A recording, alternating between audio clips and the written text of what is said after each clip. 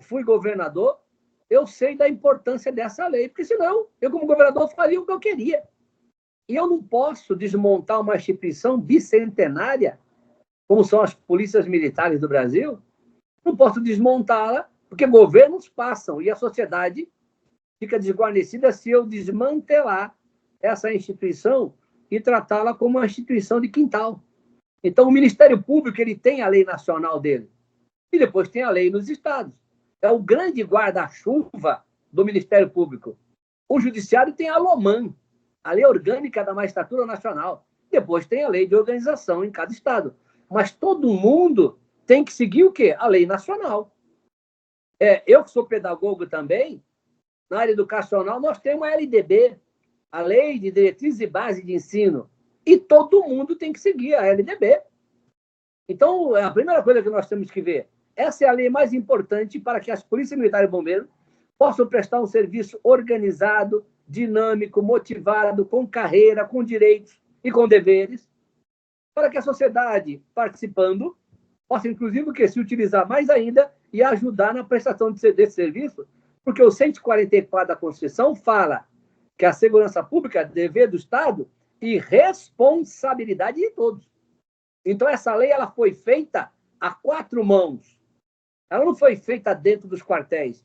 E aí nós rendemos homenagem ao deputado Capitão Augusto, que foi o relator, que, ou seja, entregou na mão de todos os técnicos nossos, para, em conjunto, nós debatemos na Bahia várias vezes, né? No Santiago, eu e Igor.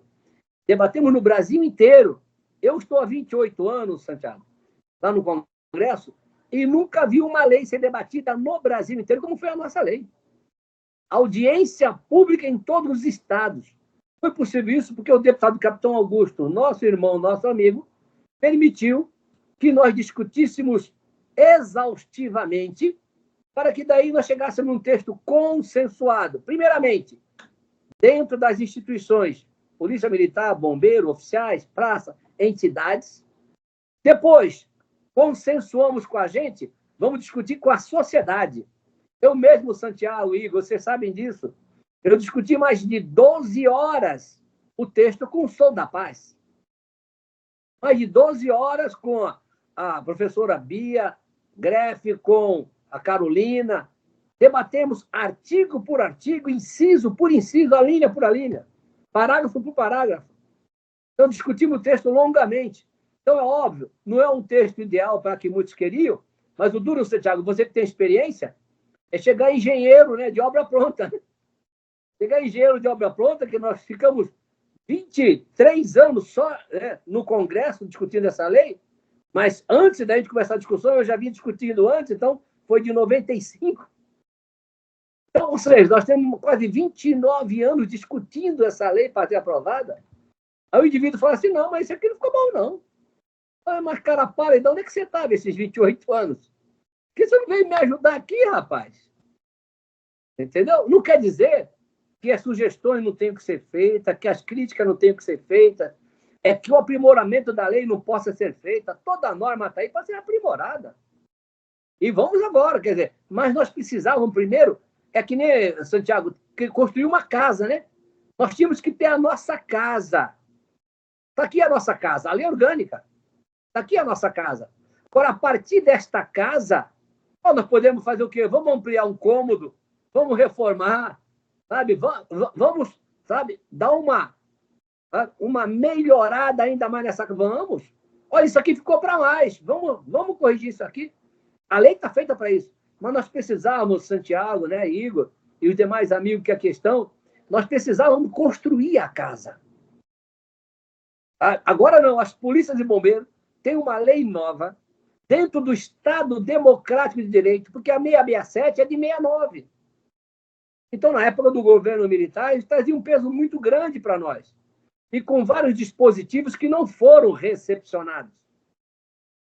Então, ou seja, ficava a tese. O que está valendo da 667? Se o parecer GM, da Advocacia Geral da União, que foi recepcionado pelo presidente da República, feito na época pelo Gilmar Mendes, que ele falava da polícia ostensiva, mas não abordava a lei no todo. Então, ela estava recepcionada em parte. Agora não. Agora nós temos uma lei feita à luz da Constituição, com participação de oficiais praças. E outra coisa, Santiago, e você que tem experiência nisso, nós conseguimos sentar com a Cobrapol, a Confederação Brasileira dos Policiais Civis, sentamos à mesa, sentamos com a ADEPOL, sabe? Na época, ou seja, a Cobrapol com o Bandeira, que é de Sergipe, entendeu? Sentamos com o Rodolfo Latesa, doutor Rodolfo, presidente da ADEPOL, lá do Espírito Santo. Então, sentamos na ADEPOL, Santiago. Veio o Lucas da NERB, sabe? E sentamos lá, nós 4, pegamos a lei da PM, a lei da Polícia Civil, e fomos cotejando artigo por artigo. Falou, isso aqui vai dar conflito, vamos tirar? Tiramos. Isso aqui vai dar conflito aqui, vamos tirar? Vamos tirar. Vamos colocar o que é consenso, fazer um jogo amadurecido, republicano de ganha-ganha para a sociedade. E chegou até o ponto, Santiago e Igor, e o Rodolfo falou, Miller, pô, esse texto ficou bom, vou colocar na minha, tudo bem? Perfeito. O Bandeira, olha, esse texto também eu quero colocar, vamos colocar. Eu também falei para ele, olha, teu texto ficou bom, vou colocar aqui na minha lei. As leis ficaram até parecidas, e cada uma na sua atribuição, respeitada a sua natureza jurídica, né? Então, foi uma grande conquista, e muitas vezes tem gente que não entende que, primeira coisa, essa lei é obrigatória. Nós estamos tendo uma discussão aí, aplica, não aplica, isso chega a ser infantil para quem milita na área de direito. Isso é infantil. Porque quem conhece o que é a forma de Estado federativo, sabe que a forma de Estado federativo cabe à União as normas gerais, na competência concorrente, ou muitas vezes na privativa da União, ela edita normas gerais. Por exemplo, na lei de licitações. E essa norma geral da União vale para todo o país. Ela é compulsória, ela é obrigatória. Significa dizer que, a partir do momento que foi editada a nova lei de licitações, que passou a valer esse ano aqui, todas as leis de licitações estaduais ou municipais que confrontarem com essa lei federal de licitações estão com a eficácia suspensa. O que quer dizer? Não pode ser aplicada. E se aplicar é ilegal, não é inconstitucional, é ilegal porque afronta a lei. A mesma coisa a nossa lei. Eu peguei até alguns comandantes, olha, essa lei é uma recomendação. Pois isso é uma piada. Isso é uma piada. Sabe? Não é possível. Se não é formado em direito, tem assessoria jurídica. Artigo 22, inciso 21, é uma norma geral compulsória para toda a nação. Significa dizer que se eu tenho em São Paulo, na minha terra natal, ou se eu tenho na Bahia, uma lei que está afrontando algum dispositivo da Lei 14.751, esse dispositivo não me importa se é uma lei complementar, não me importa se é uma lei ordinária, não me importa se é um decreto, não me importa se é a Constituição do Estado. Está com eficácia suspensa. Quer dizer que uma lei federal ordinária suspende a eficácia da Constituição do Estado? Sim, porque é competência federal. Então, aquele dispositivo da Constituição do Estado está com eficácia suspensa, se confrontar, se estiver em conflito, ou de uma lei complementar, ou de uma lei ordinária, ou de um decreto, ou de uma portaria, não importa. E quem não cumprir? É simples, é uma ação judicial por ilegalidade. Quem fizer o ato contrário a esta lei, e, por consequência, responsabilidade. Então, o que nós vemos que com essa lei, nós vamos agora voltar a padronizar, Santiago, você que é, sabe, veterano antigo. Eu estou vendo no Brasil, Santiago, eu já corri em algum estado aí, que a divisa das praças está no ombro. Pô, no estado é no ombro.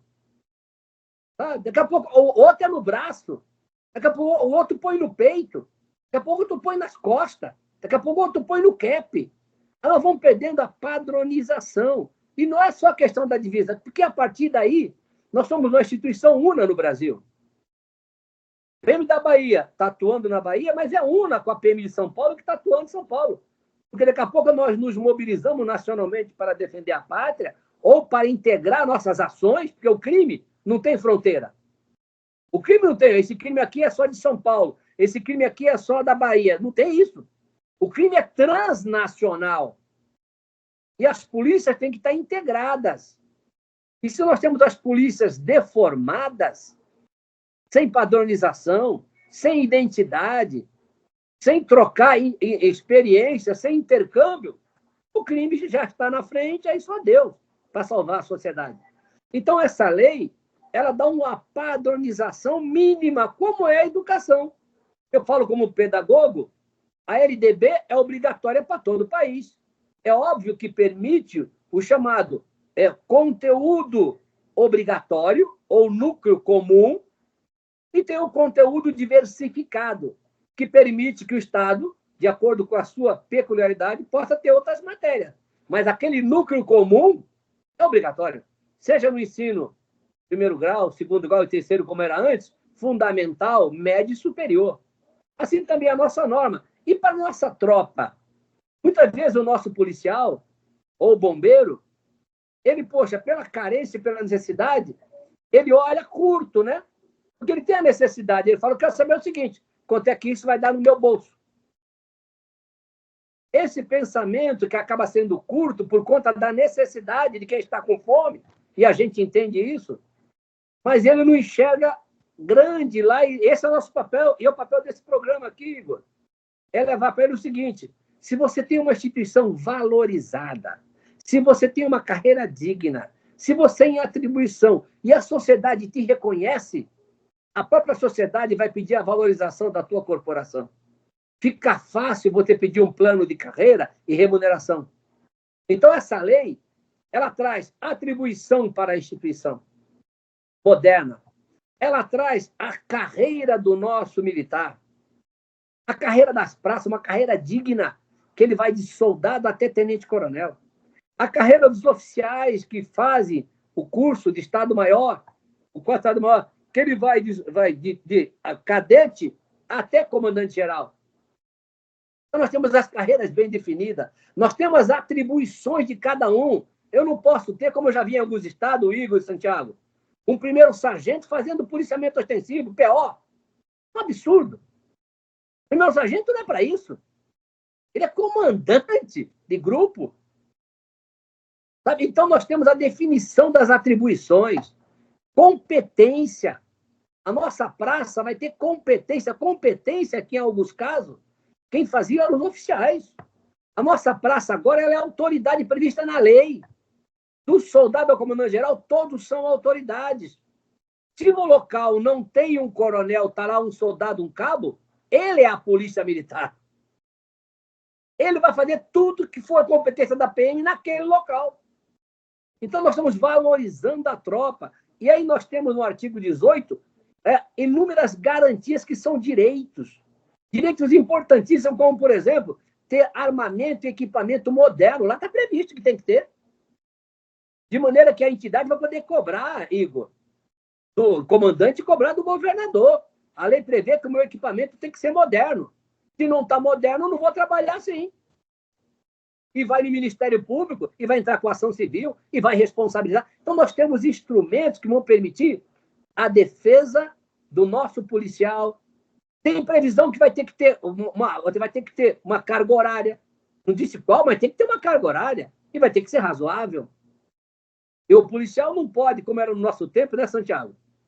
Entrava de serviço e não saía mais. Saía mais. O Igor não pegou isso, Igor? Mas eu peguei, Igor, como soldado, 24 horas, expediente 24 horas. Não tinha folga. A folga era só dormir no dia seguinte à noite, se dormisse. Então, não vai ter carga horária, sabe? Vai ter, ou seja, a função compatível com o seu cargo, seu posto, a sua graduação, armamento moderno, vai ter um sistema de ensino continuado, de maneira que aquele que entrar na corporação, seja como soldado, seja como oficial, ele vai ter um sistema de ensino continuado e equivalente com o mundo acadêmico. Então, em linhas gerais, tem o escalonamento vertical para a remuneração, de maneira que eu não posso ter, como aconteceu comigo já, Igor e Santiago, eu tive uma época no governo Quest em São Paulo, eu como capitão com 24 anos de serviço, eu ganhava 1,5 vezes que ganhava um recruta. Isso é um absurdo. Mas também não pode o recruta ganhar 100 vezes menos do que um coronel. Então, tem o escalonamento vertical que tem nas Forças Armadas. Para você não ter Marajá, Santiago, dentro da polícia. Eu não posso ter sargento ganhando mais do que tenente, nem tenente mais do que major. Então, eu não posso ter essas monstruosidades. E nós temos também outra coisa importantíssima, que é a questão da promoção. Promoção com meritocracia. Eu estou cansado de ver em alguns estados, Santiago, né, Igor, sabe? Quem tem padrinho político é promovido e passa à frente dos outros. É um absurdo. Isso é um absurdo. Sabe? Vai ter que ser a meritocracia e não o padrinho político. É uma corrida, chega no período de promoção, quem tem padrinho passa 2, 3 turmas. Isso é uma monstruosidade para a instituição. Governo passa, comandantes passam, mas a instituição fica. Então, nós fizemos uma lei, e com a participação dos comandantes, das entidades, que ela possa, dentro do possível, dentro do que foi, não é a ideal, mas eu diria, pelos meus mais de 50 anos que eu tenho de vida militar, nos meus 67 anos, eu digo para vocês, dentro do que eu conheço de norma, não é uma lei ideal, mas eu diria que está 80%. No meu conhecimento, dentro do que foi possível. Está em 80%, e agora vamos aperfeiçoá-la para que nós possamos o quê? Cada vez mais, primeiro, fazer cumprir essa lei. Segundo, vamos aperfeiçoar aquilo que for necessário. E para a sociedade, para a instituição, uma organização moderna, carreiras modernas, sabe, que tragam bons quadros para a corporação. E para a sociedade, primeiramente, se eu tenho uma instituição moderna, valorizada, e os quadros motivados, eles vão trabalhar com alegria, com eficiência, com dedicação. E, ao mesmo tempo, nós temos vários dispositivos que trazem a sociedade para participar do planejamento da corporação. Eles podem cobrar publicidade e transparência. Eles vão participar dos conselhos de segurança e ordem pública. Então, ou seja, nós temos a sociedade envolvida. Não é mais uma polícia que fica só dentro dos quartéis. Uma polícia que interage com a sociedade previsto na lei. Por isso que nós trouxemos nela princípios e diretrizes. Então, nesse aspecto, em linhas gerais, essa é a lei. Então, como foi colocado pelo próprio Santiago e pelo Igor, o Coronel Marlo, que é o nosso presidente da FENEM, sabe? O próprio coronel, sabe? O capitão Augusto, como deputado, que foi o relator. Sabe? São figuras ímpares. O próprio deputado Lira, presidente da Câmara, porque se ele não pautasse, não tinha como. Aí a gente vai o Pacheco, presidente do Senado, o senador Contarato, que foi o relator no Senado, foi fundamental para nós. Contarato, né? Doutor Rodolfo Latesa da ADEPOL, que fez a parceria conosco, sabe? Paramos aquela briga de ficar brigando oficiais contra delegados, estamos trabalhando juntos. Bandeira pela Cobra Pol, estamos trabalhando juntos. Ontem mesmo ele me ligou, tem tal projeto, tem tal. Então, nós estamos num outro momento, que eu até pensei, Santiago, que a gente não ia ver. Sabe? Mas as pessoas amadureceram, as instituições amadureceram, e nós estamos num jogo de ganha-ganha para a sociedade. Porque o crime está fazendo intercâmbio, o crime está se organizando, e se nós não dermos a mão, nós vamos sucumbir com toda a sociedade dominada pelo crime organizado. Então, meus amigos, essa é uma preliminar um pouco longa, né? Mas para situar, aí me coloca à disposição se a gente tiver os debates, as perguntas, aquilo que o Santiago quiser, o Igor e aqueles que estiverem participando, que a gente possa estar respondendo.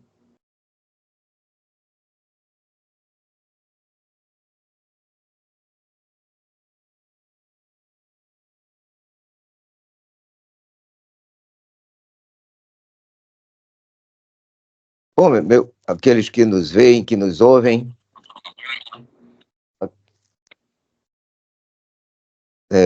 todos aqueles que nos veem, nos ouvem, tiveram aí um panorama geral do que foi essa lei que, para nós, eu entendo assim, Miller, que isso é um monumento, é um símbolo. Porque eu posso lhe assegurar, né, dentro desses muitos anos de atividade policial militar, que ansiava desde o primeiro momento por isso. Eu inclusive, não tinha muita noção. Lá na escola, quando eu era cadete, eu não tinha muita noção, mas sabia que precisava de um instrumento federal que balizasse o comportamento das polícias militares e dos bombeiros do Brasil inteiro. E hoje nós temos esse documento. É importante chamar a atenção que essa lei tem dois aspectos fundamentais, entre tantos, mas que eu entendo que são fundamentais. E, inclusive, o Coronel Miller tocou nisso, en passant, e a gente vai tentar esmiuçar um pouco mais. Lá no final dos seus 44 artigos, a Lei 14, que nós estamos tratando, diz que revoga praticamente todos os dispositivos do Decreto-Lei 667. E o que é que existe de importante nisso? É que o Decreto-Lei 667 nos amarrava definitivamente e inexoravelmente aquilo que era determinado pelo Exército. É bom nós chamar a atenção disso. E a lei veio e nos trouxe, esta lei que nós estamos tratando, a Lei 14.751, nos trouxe para a nossa realidade. Nós não perdemos o viés militar, que nos é importante, particularmente naquilo que diz respeito à hierarquia e disciplina, mas nos deu a nossa cara. E isso é muito importante. Isso é fundamental. De outro lado, a disciplina dessa lei determina também que nós temos vida própria. Nós não estamos exclusivamente vinculados e subordinados à legislação estadual. E isso também é muito importante, porque nos coloca em outro patamar de abordagem. Então, Miller, você foi muito feliz quando chamou a atenção para a existência de leis que organizam outras carreiras, como é o caso da LOMAN, como é o caso da Lei Orgânica do Ministério Público, que são, inclusive, mais próximas à nossa atividade. Né? E que existem essas leis que são espinhas dorsais, como nós temos hoje. Então, eu entendo que é muito importante, e esse é um momento histórico que nós estamos tratando agora, porque dá para todos nós, efetivamente, a dimensão do que nós somos. Por outro lado, é importante chamar a atenção também que há uma tendência muito grande das pessoas e da sociedade de querer leis perfeitas. Leis perfeitas feitas por pessoas imperfeitas. É interessante isso, né?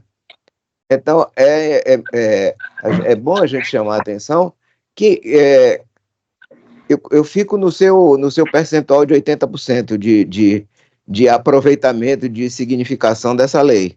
Tá, Mila? Eu fico nesse patamar também. Inclusive, porque, para aproveitar uma expressão que você usou, não é do consenso. Porque não existe lei sem consenso. Né? A lei só consegue chegar na hora que é discutida, como foi discutida com a contribuição da ADEPOL, da Cobrapol, de todas as entidades, de todas as polícias militares e bombeiros do Brasil, né, no sentido de cada um dar a sua contribuição. É interessante, inclusive, observar que, do ponto de vista das atribuições, o bombeiro está com uma cota maior do que a PM aí, não é? Mas é por causa das especificidades. É importante chamar a atenção disso. Né? O bombeiro foi extremamente valorizado. A PM é evidente que sim, mas era um anseio histórico. E os bombeiros, no Brasil inteiro, são corporações mais novas. A gente não pode deixar de considerar isso. Aqui na Bahia, o bombeiro era um ente municipal. E isso não vai muito longe. De modo que há uma modificação significativa do ponto de vista da valorização. E é isso que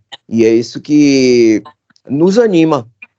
Eu conversava com o Miller ontem, inclusive, e o Miller é ariano, e toda ariana é idealista. Né? É um pouco louco, viu, Miller? Mas eu também sou, né? Então, por isso estou aqui. Porque já estava na minha reserva, podia ter ficado por lá, mas me convidaram para a luta e eu voltei. Somente para dar seguimento àquilo que nós já fazíamos anteriormente, e graças a Deus com a independência. Por isso estamos aqui. Né? Até porque só se envolve nas questões associativas aqueles que têm idealismo e independência. E não pode ser diferente para estabelecer mudanças. E é assim que é. Então, eu chamo muito a atenção da importância dessa lei, né, nas nossas vidas, e estabelecendo novos padrões, né, de comportamento e de relacionamento dentro de cada estado. Né? Essa lei, conforme inclusive o próprio Coronel Miller falou e reiterou, não é e não pode ser considerada nem perfeita nem definitiva, como nenhuma outra é.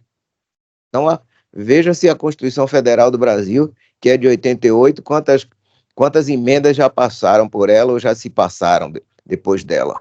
Então, precisamos chamar atenção, inclusive porque, né, nós não podemos deixar de considerar e de lembrar que a lei é decorrente do fato social. Então, os fatos, né, vão modificar, vão aperfeiçoar, vão corrigir, porque existem também possibilidades de correção. Mas eu queria muito chamar a atenção de quem nos vê e nos ouve para esse aspecto que é importante e principalmente para a questão das nossas conquistas. Então, por exemplo, aí quando nós vamos ver o artigo 14 que trata das promoções, nós temos um outro padrão de abordagem. Ainda em relação a isso, eu tenho que chamar a atenção de que essa lei, em muitos dos seus dispositivos, é autoaplicável. Está a olhos vistos que muitos dos seus dispositivos é autoaplicável. Mas existem alguns, e o próprio legislador foi sábio, na medida que estabeleceu os aspectos relativos a peculiaridades locais. Não é? Porque existem particularidades, existem aspectos que são próprios de cada ente federado. E isso foi de uma sabedoria muito grande, na medida que, sem desnaturar o espírito da lei, é importante chamar a atenção, né, permite ao Estado tratar das suas questões específicas. Então, isso é muito importante. Mas existem outros aspectos que são aspectos gerais.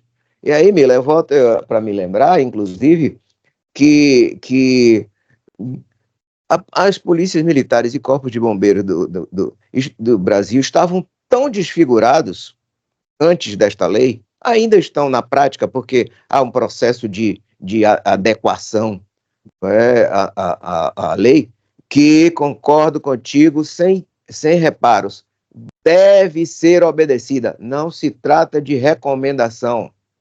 Né? O princípio da hierarquia das leis está aí. Lei federal, da competência da União, então superior ao Estado, portanto, qualquer legislação estadual está num patamar inferior ou subalterno a essa norma que nós estamos tratando como extremamente importante para nós. Tá? Então, no particular, por exemplo, das promoções, vem um critério de justiça que padroniza. Existem PMs que já tinham processo, inclusive, de, por exemplo, promoção requerida. E agora, isso é um padrão nacional. Não é favor que o Estado vai conceder, nem que a gente vai precisar mais fazer um movimento associativo no sentido de alcançar esse objetivo. Por outro lado, este modelo também de promoção vai estimular a oxigenação da carreira, a renovação dos quadros. Isso é um anseio antigo.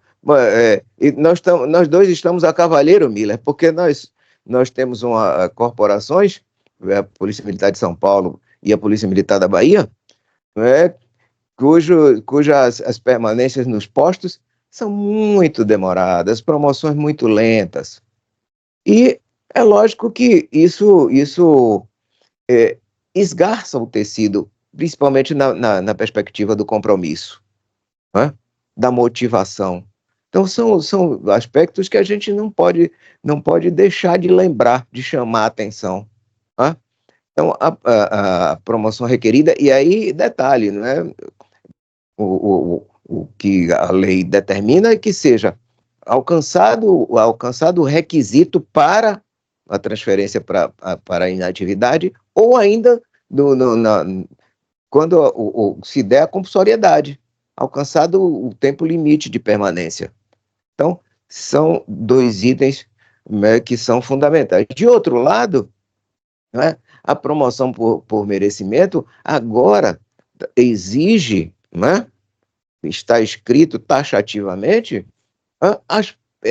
critérios objetivos para a sua consecução. Deixam de ser considerados aqueles referenciais subjetivos que pouco ou nada mediam em relação ao compromisso, em relação à seriedade, em relação àquilo que deve ser efetivamente o serviço prestado pelo oficial, no nosso caso, mas pelo policial militar de um modo geral. Porque a lei, embora encabeçada pela FENEM, embora com a participação mais efetiva da oficialidade, teve também um compromisso e uma contribuição muito massiva, não é, das praças do Brasil inteiro, que também se reuniram para oferecer, né, seus apoios e contribuições, porque é um estatuto que diz respeito a todos nós, né? Do soldado ao coronel, do soldado ao comandante-geral. Mas aí, em relação ao comando-geral, por exemplo, estabelecem-se, não é, requisitos que deverão ser cumpridos pelo Estado. O ente federado, na hora de nomear um comandante-geral agora, deverá seguir o rito estabelecido na Lei Orgânica das Polícias Militares e Bombeiros do Brasil. Não será mais um critério subjetivo de escolha de alguém interessado, seja qual for a razão, né? Então, eu estou chamando a atenção disso porque isso vai ter um impacto breve, né? Em pouco tempo, com certeza, no Brasil inteiro, isso vai ser objeto de abordagem para a escolha, né, dos novos comandantes gerais de PMs e bombeiros, né? Um outro aspecto que entendo relevante e mexe com o dia a dia do policial militar é a questão do porte de arma, né? E a lei vem e disciplina a competência. Então, hoje, o comandante-geral tem a competência, até porque o comandante-geral está dirigindo a instituição, está próximo da realidade de cada instituição. E é a ele quem cabe a responsabilidade de disciplinar, a atribuição do porte de arma para os ativos e os inativos.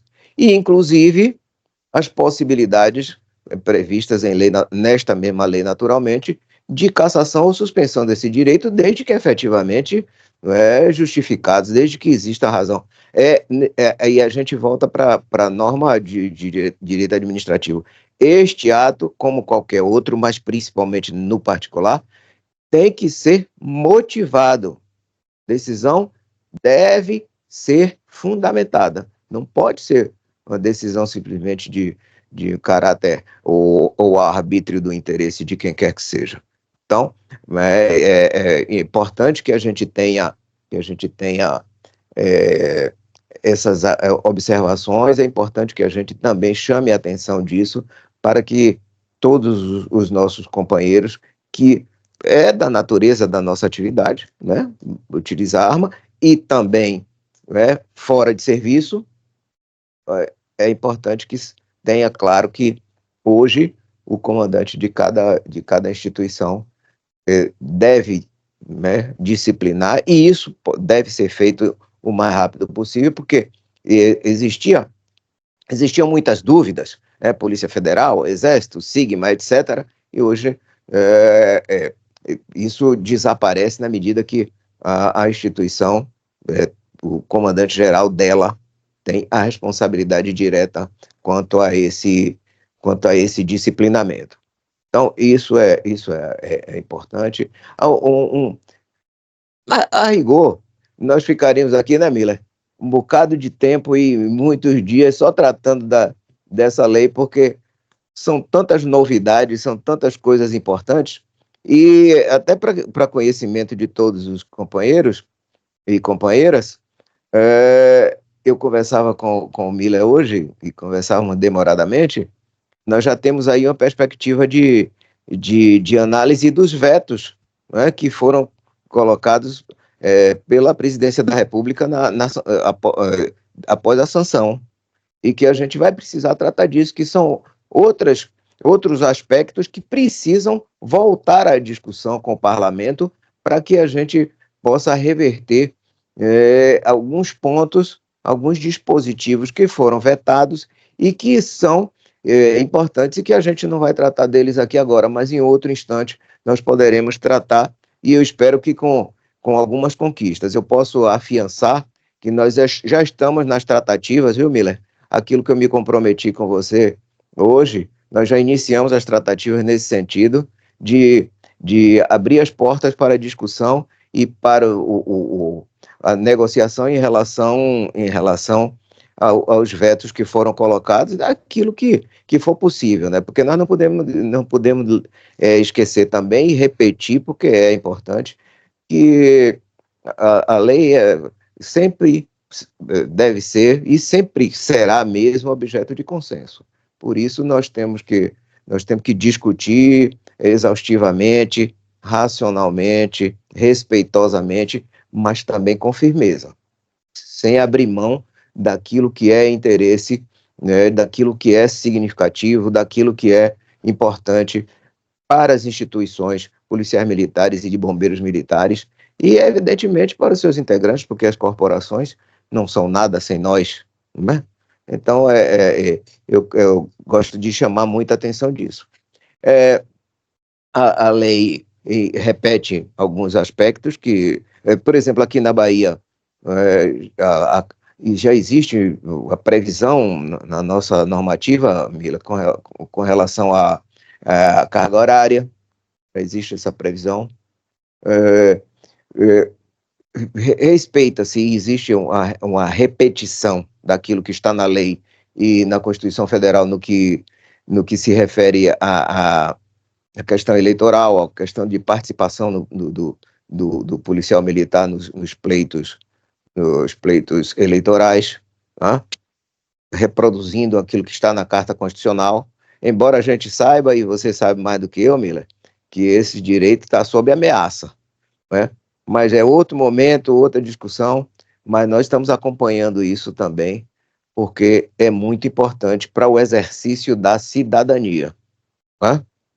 Porque nós não somos subcidadãos, nós somos cidadãos na plenitude, apenas somos cidadãos que têm, e cidadãs que têm, né, na sua atividade, na sua vida, uma particularidade, né, que a gente não pode deixar de chamar atenção, que é o juramento que nós fazemos, né, de cumprir a missão mesmo com o risco da própria vida. Isso tem sido desconsiderado, Miller.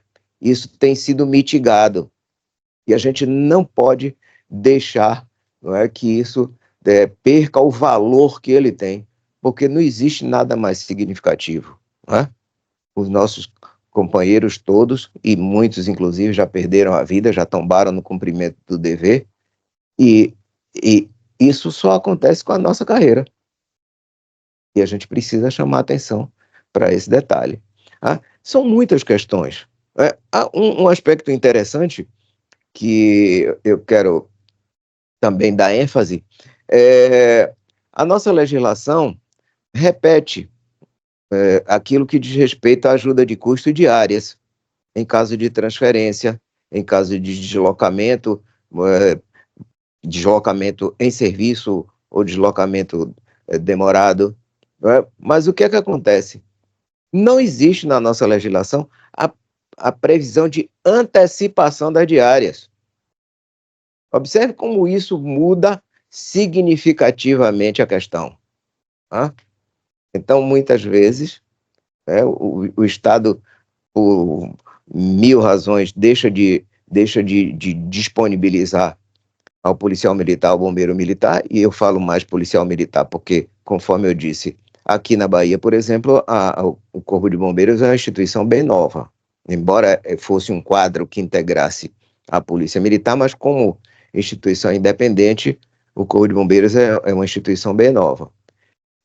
Embora ela já venha conosco há muito tempo, sofrendo as mesmas agruras que nós já estávamos ou já vínhamos sofrendo e estamos ainda, não é? Mas que muitas vezes, não é, a missão era dada, mas os meios não eram fornecidos. Então, é preciso que a gente lembre que esse dispositivo que determina a antecipação no particular das diárias não é recomendação, não é facultativo, né? Não pode ser postergado. É preciso que, já que existe, né, o recurso orçamentário previsto na lei específica, que este recurso seja destinado imediatamente, né, durante ou antes do cumprimento da missão. Tá? Não existe nada que justifique isso não acontecer. Né?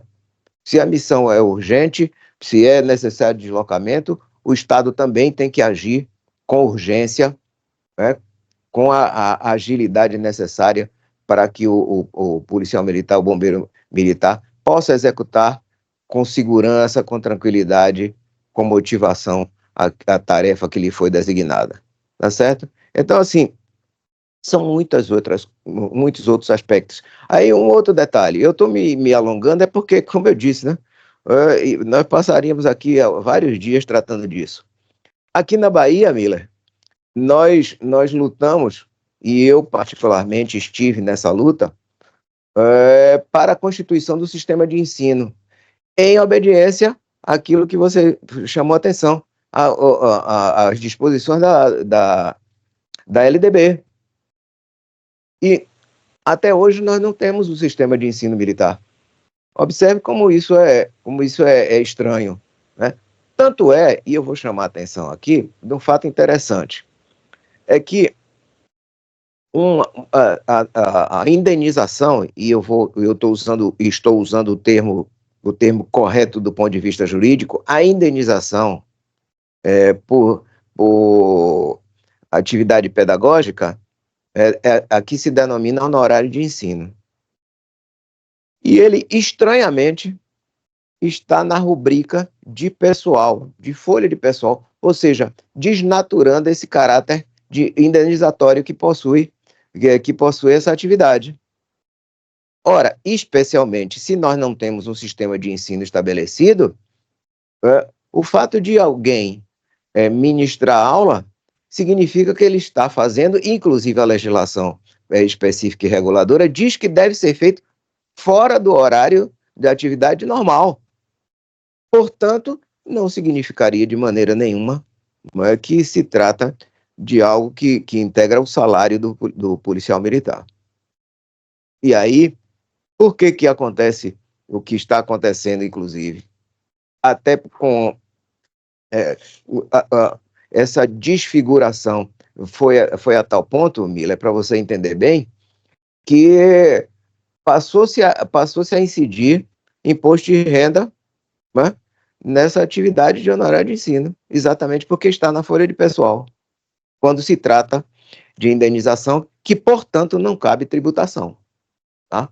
Então, eu estou chamando a atenção disso para dizer da importância do sistema de ensino, que a lei orgânica vem e determina que exista o sistema de ensino militar. Nós perdemos, e eu falo da Bahia agora, nós perdemos uma grande oportunidade, Mila, em incluir os colégios militares. Quando colocamos aquela expressão podendo, quando a gente coloca na lei aquela expressão podendo incluir, aí nós deixamos ao arbítrio do ente federado querer ou não querer. E é exatamente o que nós temos hoje aqui. Então, seria interessante, e aí cabe uma nova discussão em outro momento, evidentemente, para a gente simplesmente modificar uma única expressão, mas que nós vamos ter oportunidade de tratar disso em outro momento no aprimoramento desse processo, no aprimoramento dessa legislação. Então, eu queria, nesse momento, depois a gente pode voltar um pouco, porque eu também acabei que eu pensei que eu ia falar um pouquinho, viu, Miller? E aí já estou me estendendo um bocado, para que a gente possa até daqui a pouco, sei lá, ou então em outra live que nós resolvamos fazer, tratar de outras questões que a gente não tratou hoje. E que, por exemplo, só por exemplo, não é?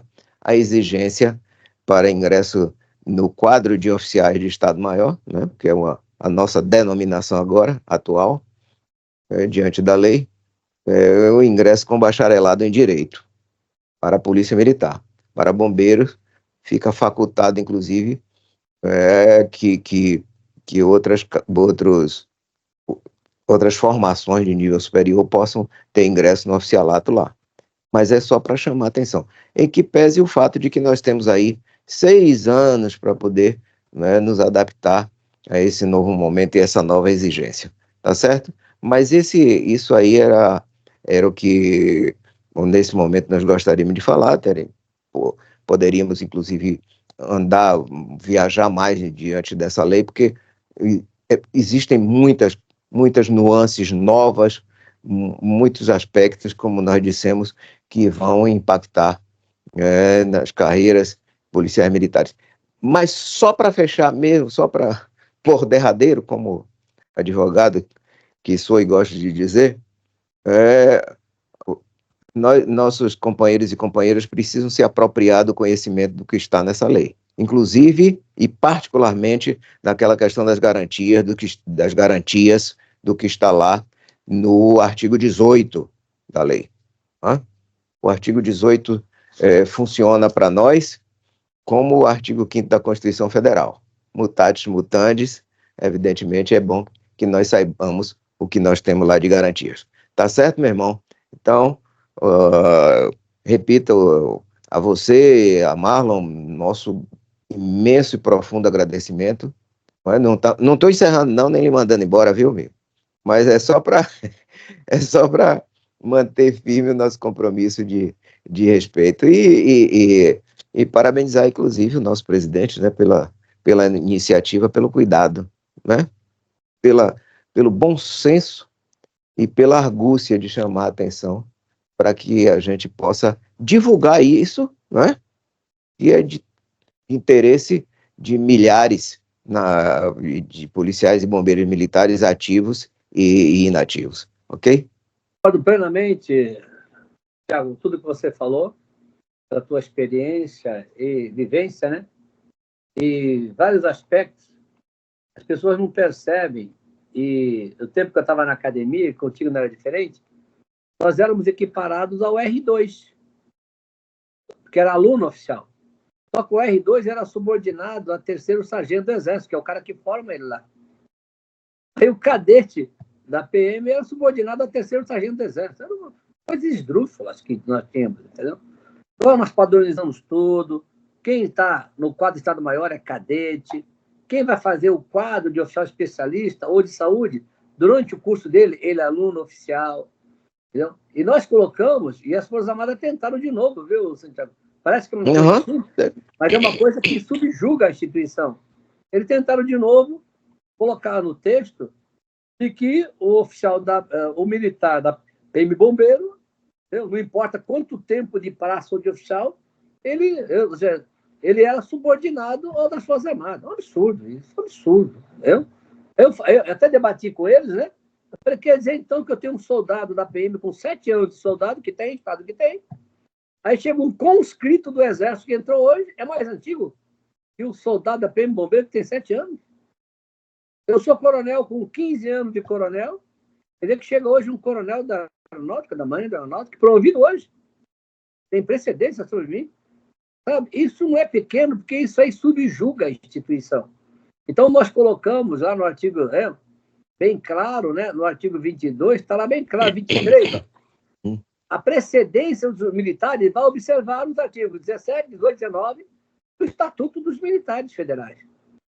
Se dá pelo posto, pela graduação, pelo tempo, e se empatou em tudo, é pela idade. Pronto, são instituições militares.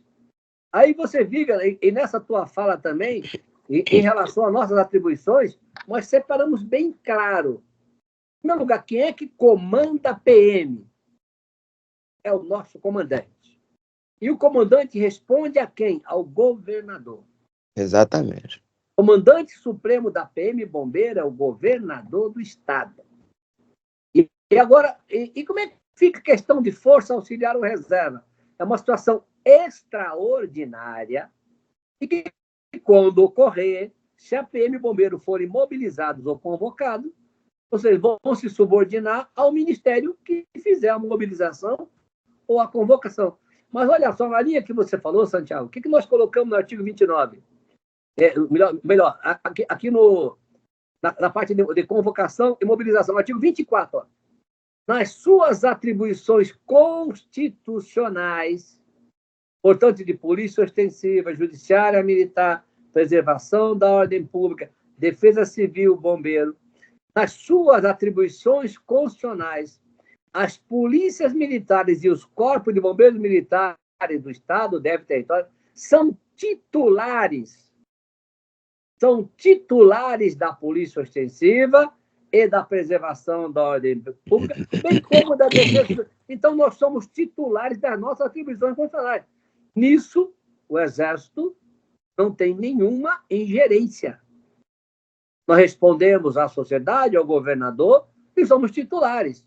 Aí vem, nas situações extraordinárias, nos termos do 6º do 144, quando for convocado ou mobilizado.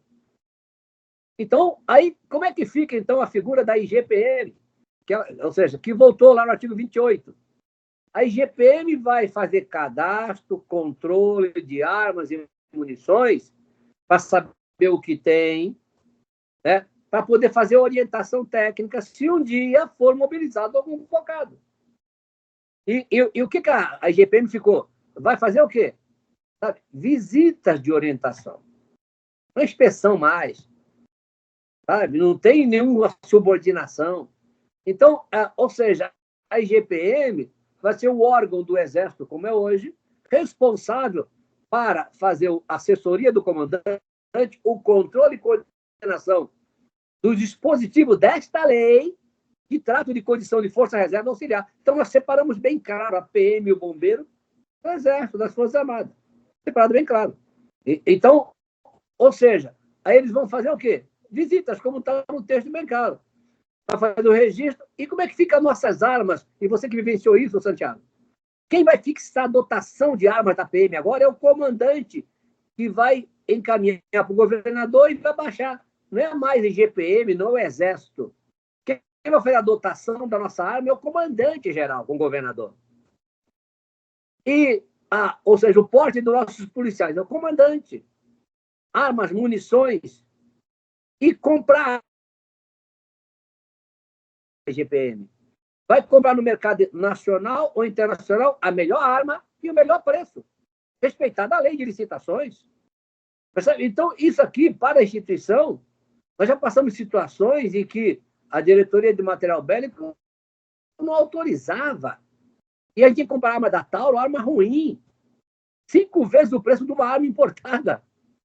E o nosso policial combatendo o crime com armas, sabe, ruins, obsoletas, sem munição, e o crime com arma de última geração, contrabandeado. Eu até uma vez eu conversei com o general Santiago, né, general de divisão naquela época. Falei, general, o senhor controla a arma da PM, né? Se compra, se não compra, mas o senhor não controla daqueles que matam o PM. O senhor controla a arma do Estado e não controla a arma do bandido. É o juiz que só olha para um lado do jogo. Eu falei, o senhor enterrou quantos militares do senhor ao longo da sua carreira em combate? Quantos o senhor enterrou? Nenhum. Falei, São Paulo, que você falou, Santiago, São Paulo tem um cemitério de PM, cemitério lotado. de PMs mortos em serviço, como heróis. Que outra profissão tem cemitério? Com todo respeito, eu também sou professor. Tem cemitério de professor? Tem cemitério de médico? Tem cemitério de juiz? Tem cemitério de promotor? Nós, muitas vezes, Santiago e Igor, nós nos dobramos, sabe? Muito fácil. Aqueles que doam a vida têm que ser os primeiros a ser reconhecidos.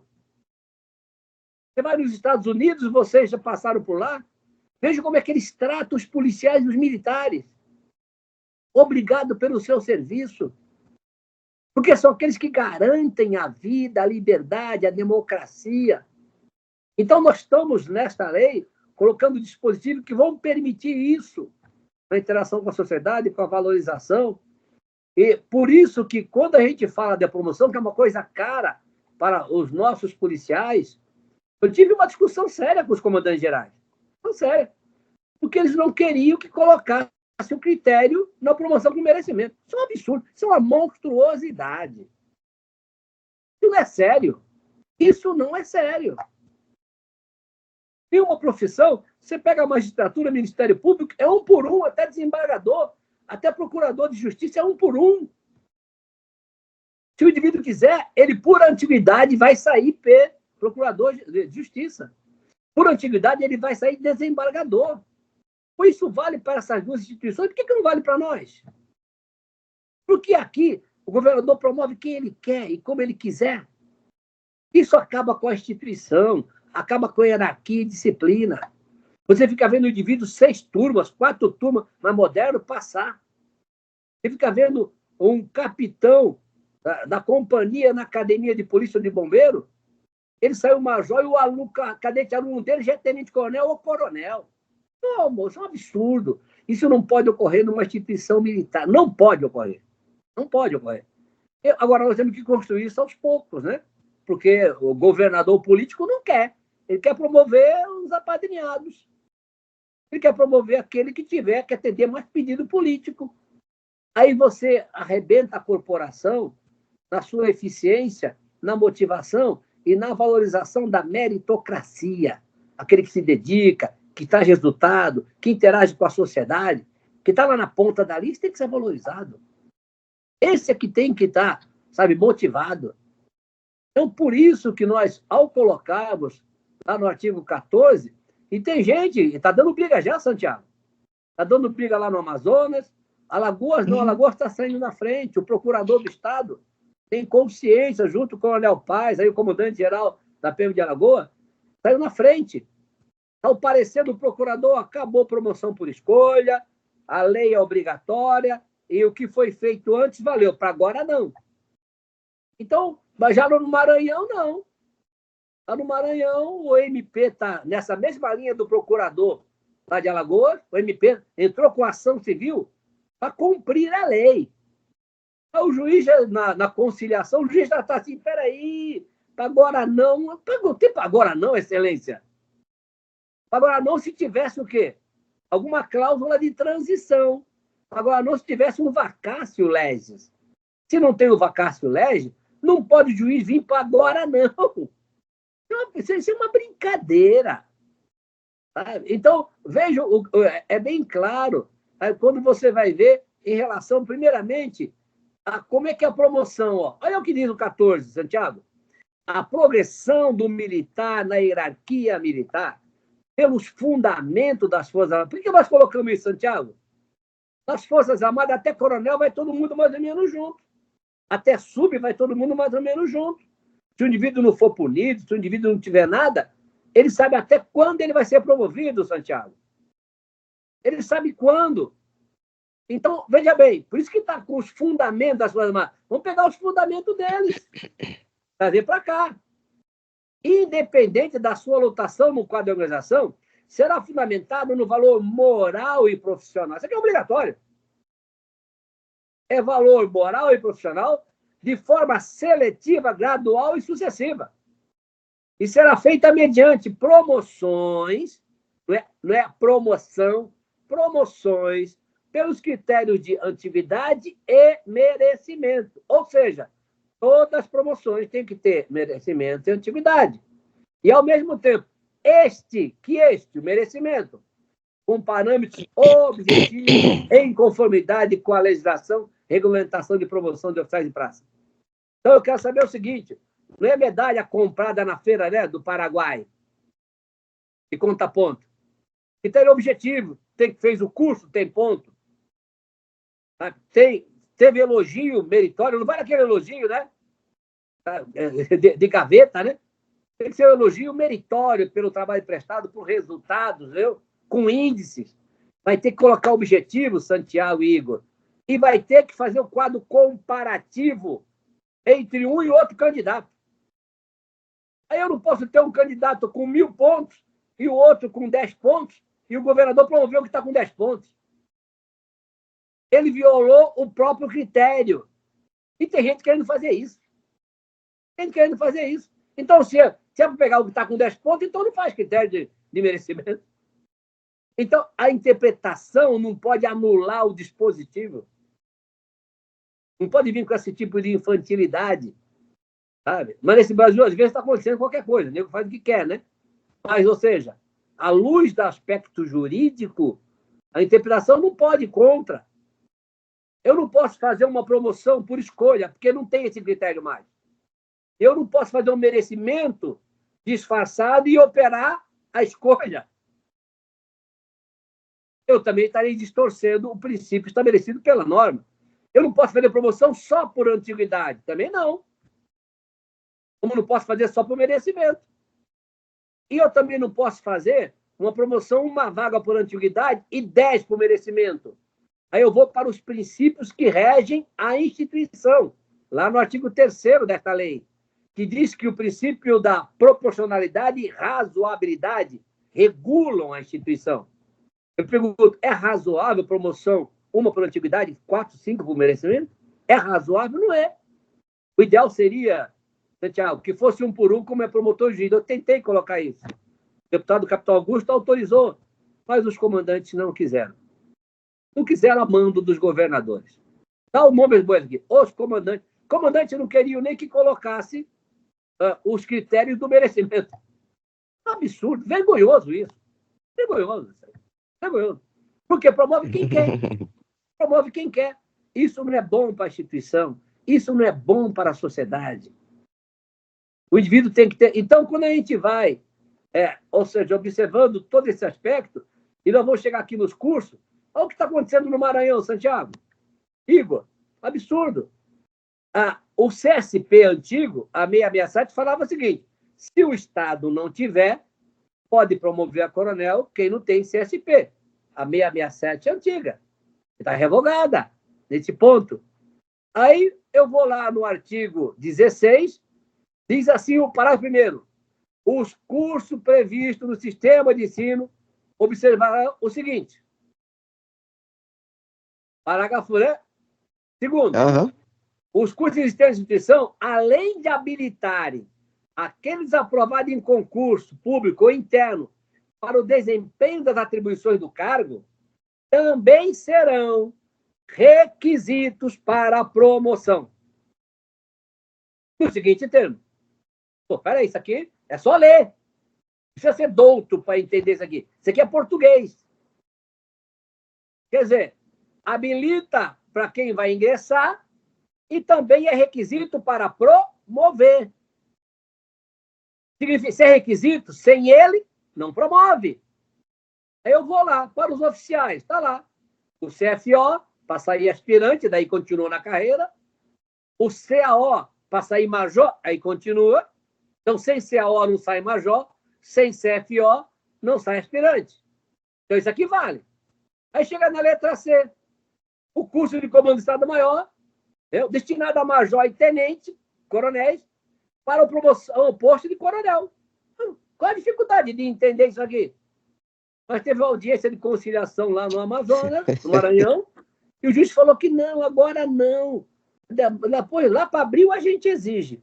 A lei mandou ele interpretar lá para abril? A lei não mandou ele interpretar lá para abril. A lei é clara. É clara. É requisito. Se não tem requisito, não promove. É simples assim. Mas já estão querendo fazer arranjo, né? Isso é o Brasil, viu? O velho Brasil, de querer fazer arranjo, a norma é obrigatória. Mas eu perdi a oportunidade, poxa, eu não fiz o CSP, que é equivalente ao CSP. Não fez, meu amigo, perdeu o bonde. Quem fez vai ser promovido. Você ficou para trás, o direito não socorre a quem dorme. Então, essas coisas têm que ser clareadas, e com a aplicação da lei, Santiago, nós vamos cada vez mais, sabe, uniformizando, e eu espero que a justiça, eu creio, né, sabe, na sapiência e no bom senso da justiça, tiver um juiz ou outro que faça essas coisas contra a lei, o tribunal está aí para a gente recorrer e reformar as decisões que forem, né, contra a lei. Então, Igor, se tiver alguma pergunta, né, que a gente possa enfatizar, além dessas questões que foram faladas, me coloca à disposição, meu amigo. Coronel, tem diversas perguntas que estão aí no nosso chat do YouTube, né, que vão desde a questão do porte de arma, passando pela questão do papel dos comandantes gerais com relação a esta lei, envolvendo também a questão da exigência da possibilidade de migração de um quadro para outro, né, que foi vetado, se há possibilidade do Estado regulamentar isso, sendo que, em caso permaneça o veto, e uma que também é recorrente, quando a lei orgânica traz que as promoções serão por antiguidade e merecimento, aqui no estado da Bahia, por exemplo, a promoção a coronel é exclusivamente por merecimento. Com essa previsão, a alteração também para a promoção a este posto. Então, são algumas das perguntas que estão lá no nosso chat no YouTube. E se algumas o senhor já abordou, o coronel Santiago também, né, com relação ao porte de arma. Mas o senhor fica à vontade aí, se puder, o coronel Santiago tiver mais alguma, quiser colocar. Bom, aí Miller, só para voltar um pouquinho, porque é importante, não é? A gente não pode esquecer a questão do sistema de proteção social militar, tá? Porque, inclusive, e aí com ênfase no que você disse e no espírito da lei, não é? Existe ainda um questionamento e existem companheiros também que ainda se enganam, vão pelo canto da sereia, querendo, em algum instante, um benefício particular, até migrar para o regime geral da Previdência. Imagine você. É evidente que isso é questão particular, né, mas que, de qualquer maneira, chama atenção, porque foi uma luta titânica a aprovação do sistema de proteção social. Nós somos uma carreira diferenciada, né? Se nós somos uma carreira diferenciada, historicamente, inclusive, existe uma razão que justifica, né, nós estarmos fora do regime geral. E aí, Mila, eu me louvo das suas palavras quando pergunta, existe cemitério de advogado? Eu vou falar de mim agora porque eu sou advogado, né?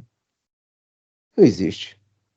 Não é que advogado não morra, nem que deixe de acontecer coisa alguma, mas acontece que ocorre, melhor dizendo, que não está na natureza da atividade, não está na natureza da atividade de magistério, não está na natureza da atividade de magistratura. Então, é isso que a gente tem que chamar a atenção, é isso que os nossos companheiros e companheiras têm que ter claro. Isso é muito importante, para que a gente não perca os nossos referenciais.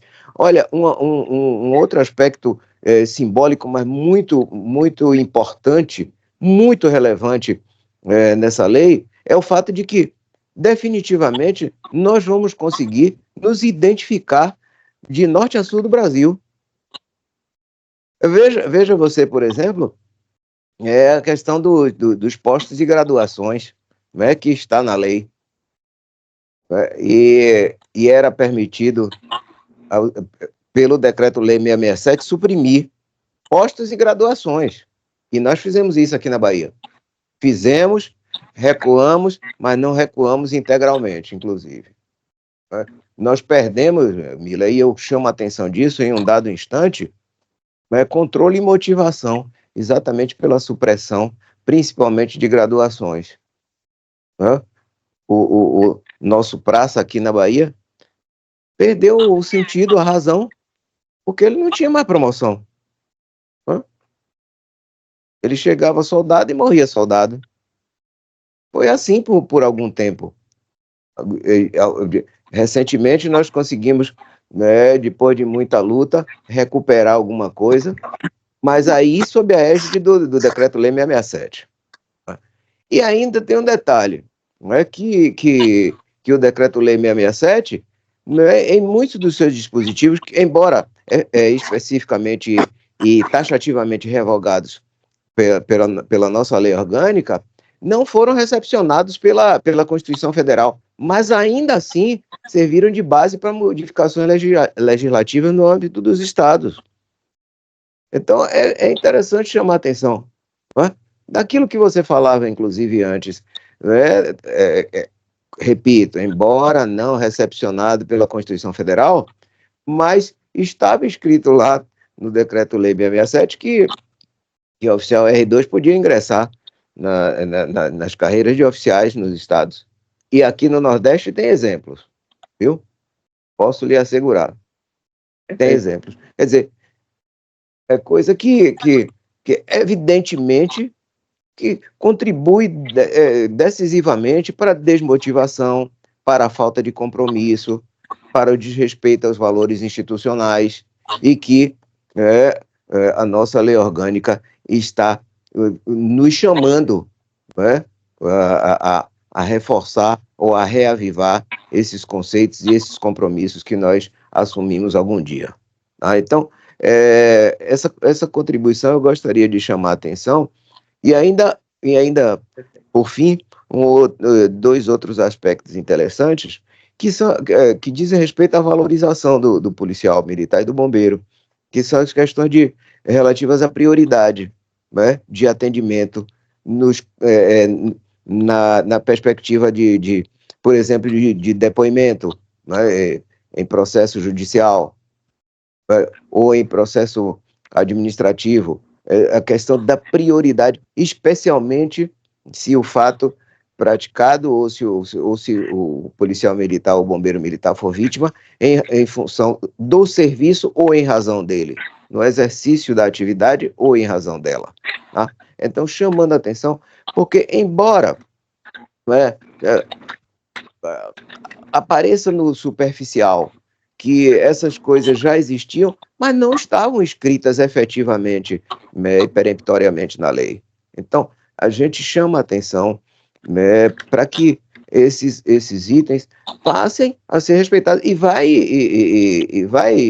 Mila, no particular, inclusive, direcionando para a atividade de defensoria, para o Ministério Público, para o Judiciário, quando ocorrerem situações como essas que eu descrevi anteriormente. Tá? Então, a partir do que o Igor colocou aí, algum questionamento, se você quiser responder também, fique à vontade para você dizer sua palavra de contribuição aí. Perfeito. Então, Santiago, Igor, tanto no artigo 18, nós temos que o porte de arma ele é concedido pelo comandante-geral e ele estará na identidade. Está na identidade e é livre porte. As pessoas às vezes não têm noção que essa expressão não foi colocada à toa. Livre porte quer dizer qualquer arma de porte. Livre porte é qualquer arma. É o texto que nós não tínhamos. Isso é um grande ganho e com validade nacional. Já está no artigo 18 como garantia. E também está, quando nós tratamos ali no 26 do material de segurança pública, que é o comandante que certifica.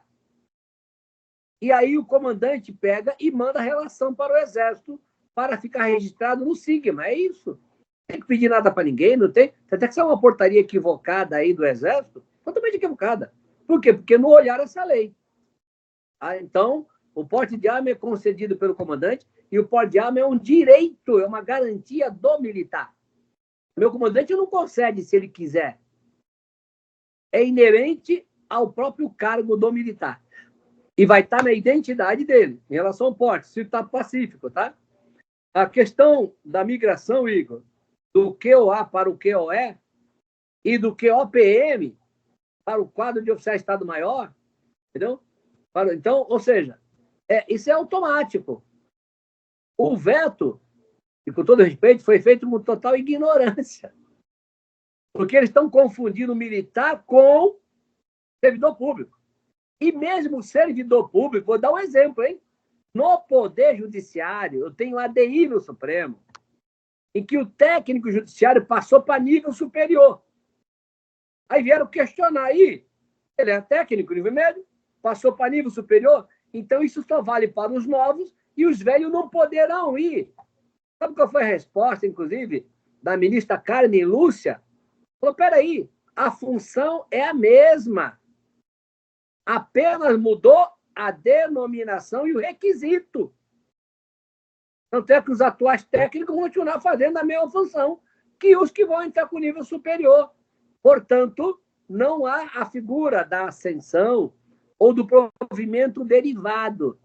Isso é um veto que tem que cair, mas não tem interferência nenhuma, a meu ver, porque o veto não vincula. O veto não vincula. Aquele dispositivo não foi tratado e nós regulamos na lei do Estado, acabou. Porque o tenente QA, o cargo dele qual que é? Tenente. O capitão QA, qual é o cargo dele? Capitão. Sendo ele QA ou QOE, vai ser tenente, vai ser capitão. Ah, mas era nível médio, agora nível superior, sim. Esse cargo, que antes era nível médio, agora é nível superior, mas a função que ele está fazendo é a mesma.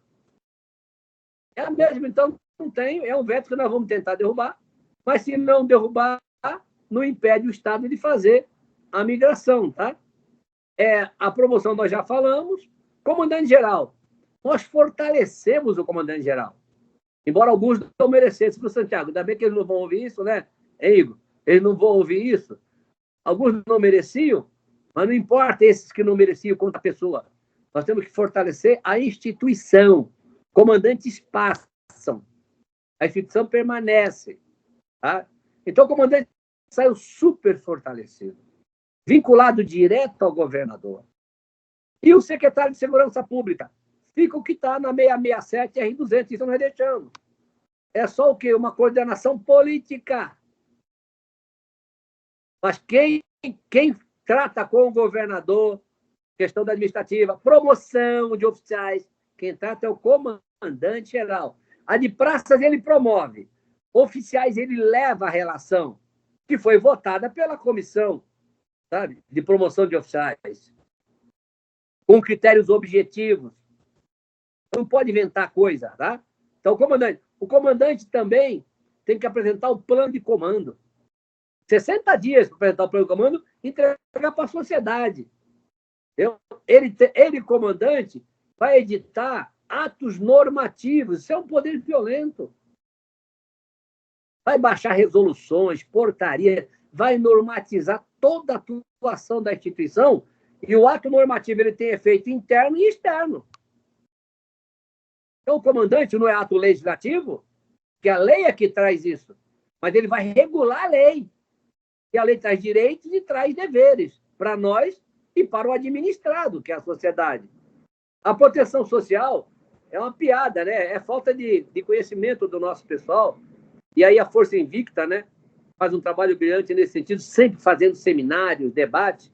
Nós temos que fazer mais ainda, Igor, para chegar na cabeça. Uma vez eu fui dar uma palestra em Goiás e veio um sargento, Santiago, antigão. Poxa, comandante, eu não pagava nada de previdência, agora estou pagando. Por quê, comandante? O antigão, né? Aí eu falei, vem aqui, meu amigo. O teu salário de terceiro sargento é igual ao do teu colega da ativa? Ele falou, é. Se tiver aumento no teu colega da ativa, tem, por exemplo, tem. Falei, e se você vier a falecer, que eu espero que não ocorra, a tua viúva vai receber quanto? O meu salário integral. Eu falei, sabe o que garantiu isso? Foi você pagar os 10,5, porque ia perder isso. Então, nós, em troca de garantismo, a tua paridade com o ativo, a tua remuneração integral, e o integral para a tua viúva foi pagar os 10,5. Porque o servidor público comum, policial, bem como o seletista, o regime geral, em primeiro lugar, não aposenta com salário integral. Ele aposenta com 60% da média da contribuição, que ele contribui no máximo para ganhar 7.600, mas como ele não contribui sempre nisso, vai acabar dando. Mas vamos arredondar, vai. Vamos arredondar para 6.000. 6 vezes 6 são 36. Se ele contribuiu para 6.000, quando ele aposentar, ele vai para casa com 3.600. E se ele morrer, a viúva recebe 50% disso. R$ 1.800. Então, o coitado do nosso amigo que quer ir para o geral, em primeiro lugar, ele quer perder a paridade com o ativo. Em segundo lugar, ele vai deixar para a viúva dele, ele ganha R$ 6.000, vai deixar para ela R$ 1.800. Vai matar a veinha de saudade dele e sem condições de sobreviver, nem comprar remédio. Ele precisa mostrar isso para as pessoas. Eles não estão sabendo. Então, precisamos cada vez mais, Igor, chegar lá na ponta para ele entender que tinha estado em que a PM e o bombeiro, 6, já estavam na regra geral e na previdência complementar. Esses foram grandes beneficiados porque foram resgatados. E os outros? Todo mundo, nós ficamos na mesma regra das Forças Armadas. E só tem aposentadoria integral militar, mas ninguém, juiz não tem, promotor não tem. Vamos dar um exemplo bem claro, Igor Santiago. Digamos que o juiz ganhe, não ganha, na Bahia não ganha R$ 100.000, não ganha, né? São Paulo tem desembargador ganhando 300 mil, na Bahia não, está dentro do teto. Mas digamos que ele ganhe R$ 100.000. Se ele ganhar R$ 100.000, ele contribui no teto, que é 7.600. Ele contribui para 7.600. E se ele a vida inteira contribuiu para 7.600, ele vai aposentar com R$ 4.000. O cara ganha 100, contribui para 7.600 e aposenta com R$ 4.000. E se ele morrer, a esposa do juiz vai receber R$ 2.000. É isso aqui, ó. Juiz, promotor, mas ninguém tem. Só nós aqui tivemos. Como você citou, Santiago, pela natureza da nossa função. O instrumento de trabalho nosso é a vida. Os outros, não. Então, isso não é privilégio. Isso chama de direitos compensatórios. São direitos compensatórios. E aí, vejam, por que nós não revogamos, Santiago, inteira a 667? Porque se nós fôssemos tratar de novo proteção social, ia acontecer o que aconteceu com o artigo 18, inciso 20. Vetaram. Eu coloquei só de teste isso aí, Santiago. Ó, sistema de proteção social com os mesmos fundamentos dos militares federais nos termos do 24H da 667. Isso aqui, eu só fiz a reprodução daquilo que já é. Nós vamos fazer um teste aqui, vetaram. Então, se a gente fosse rediscutir a proteção social, aí atender o desejo desse colega, coitado, que não tem noção, nós íamos para regime geral de previdência. Então, as pessoas não têm noção disso, Santiago. Por isso que a gente tem que saber bem e levar informação para o nosso veterano, para o nosso colega da ativa, para ele reconhecer que todo mundo perdeu na emenda ao 103. Todo mundo perdeu. Ô, Léo, agora, essa informação que o senhor está trazendo é importantíssima, porque nós só valorizamos, muitas vezes, aquilo que perdemos, né? Quando há ameaça e ela não se materializa, então é difícil a gente mensurar o ganho. Nós tivemos, para alguns ainda que ainda tem alguma dúvida de qual seria o caminho que nós iríamos trilhar, que seria cair nessa vala comum que o senhor acabou de detalhar. Aqui na Bahia nós tínhamos o Instituto do posto imediato. Então, o militar, ele ao pedir a reserva, ele tinha a remuneração do posto imediato.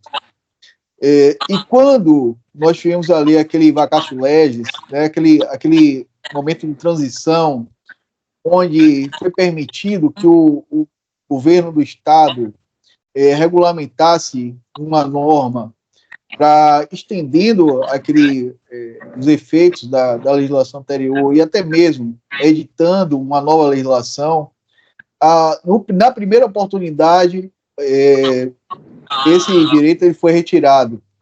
E nós apresentamos, naquele momento, a promoção por requerimento, que é um instituto que retorna agora na lei orgânica e que tem, assim, grande interesse para os oficiais da Bahia, os militares da Bahia, por conta do nosso processo histórico de grande retenção desse fluxo, do envelhecimento, todos os problemas que nós já discutimos aqui nessa live, que é de conhecimento da oficialidade, dos militares em geral.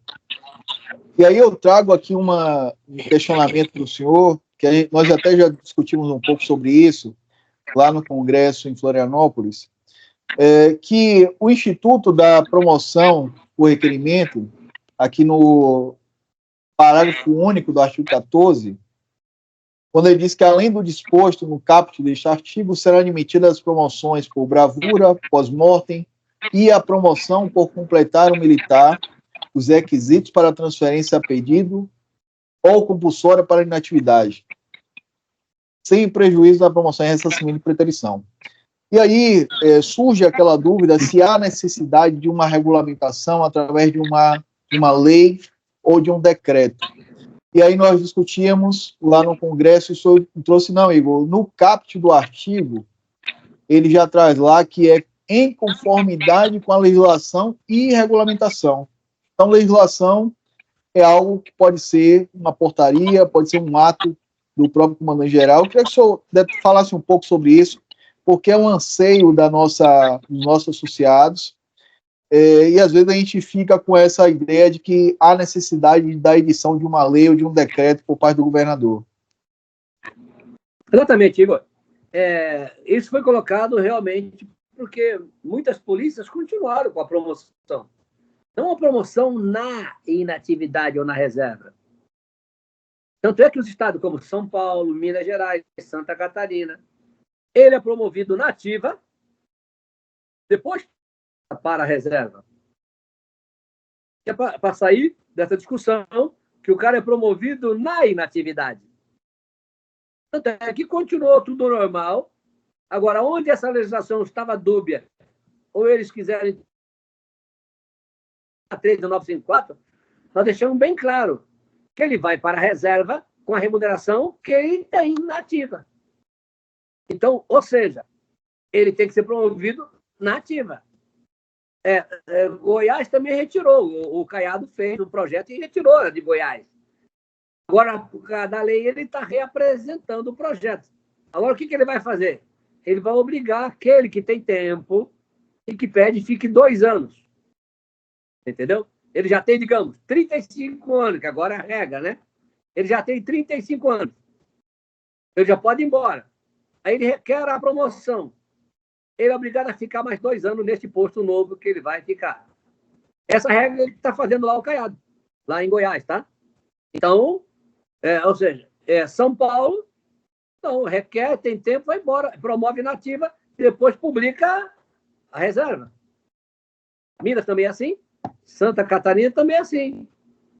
Tá? Então, depende do Estado. Eu gosto de dizer. Agora, eu posso, por isso que a lei deixou bem claro, é na legislação. Legislação é termo amplo. É lei, é decreto.